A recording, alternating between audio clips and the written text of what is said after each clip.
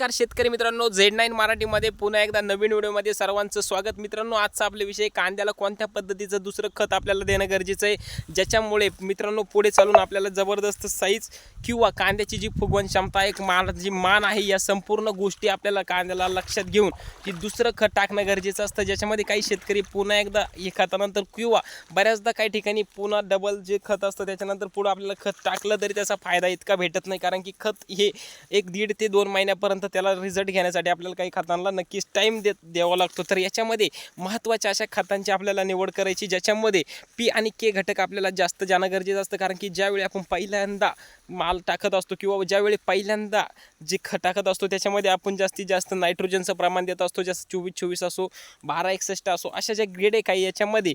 पण आता आपल्याला दुसरं खत टाकता वेळी पुढली क्षमता किंवा कांद्याची 1.5 ते 2 महिन्यानंतरचा आपल्याला विचार करणं गरजेचं आहे, ज्याच्यामध्ये जबरदस्त मानांची संख्या पुढे चालून साईज होण्यासाठी या संपूर्ण गोष्टींची काळजी घेणं नक्कीच कांद्यामध्ये हे गरजेचं असतं. तर कांद्यामध्ये ज्यावेळी आपण दुसरा माल टाकत असतो त्यावेळी आपल्याला लक्षात ठेवायचं की 10% आपल्याला एन घटक आणि 40-50% आपल्याला पी आणि के घटक म्हणजे पोटॅश आणि फॉस्फरस हे देणं गरजेचं असतं, ज्याच्याद्वारे पुढे चालून साईज मिळवण्यासाठी खूप माल मदत करत असतो. तर मित्रांनो, याच्यामध्ये काही अशा ग्रेड उपलब्ध आहे बाजारामध्ये, जसं 10-26-26 असो, 8-21-21, 9-21-21 या खूप चांगल्या पद्धतीच्या झाडांना काम करत असतात. तुम्ही कोणत्याही पद्धतीच्या खताची 10-26-26 किंवा 8-21 कोणतीही घ्या आणि दुसरं खत आपण त्याच्यासाठी निवडणं गरजेचं आहे. पण मित्रांनो, तिन्ही खतांपैकी ज्या खतामध्ये आपल्याला मायक्रोन्यूटन पण भेटतं त्याच खताची आपल्याला निवड करणं गरजेचं आहे. जसं 8-21-21 मध्ये आपल्याला बोरॉन, सिलिकॉन किंवा जे मायक्रोन्यूटन जे घटक आहे ते काही पद्धतीने भेटत असतात. तर ही चांगल्या पद्धतीने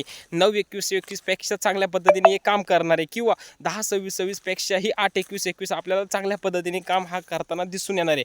तर याच्यामध्ये ज्या खतामध्ये आपल्याला NPK सोबत मायक्रोन्यूटन भेटतं त्याच खताची निवड करणं गरजेचं आहे. आता NPKच देऊन उपयोग नाही, तर याच्यामध्ये आपण एक MOP किंवा सिंगल सुपर फॉस्फेटचा देखील आपण याच्यामध्ये वापर करू शकतो. तर कशी व्हिडिओ वाटली कमेंटमध्ये नक्की सांगायचं. व्हिडिओला एक लाईक करायचं, चॅनल सबस्क्राईब करायचं, जास्तीत जास्त हा व्हिडिओ शेअर करायचा आहे, खूप माहिती महत्त्वाची आहे, आणि बेल आयकॉन प्रेस करा, ज्याच्याद्वारे पुढला व्हिडिओ येताच तुमच्यापर्यंत नोटिफिकेशन येऊ लागेल. मित्रांनो, पुढलं कांद्याला कोणत्या पद्धतीची फवारणी आपल्याला घेणं गरजेचं आहे, ज्याच्यामध्ये मानांची संख्या कोणत्या पद्धतीची देणं गरजेची, हे खूप महत्त्वाची व्हिडिओ आहे. तर पुढल्या व्हिडिओमध्ये आपण भेटूया.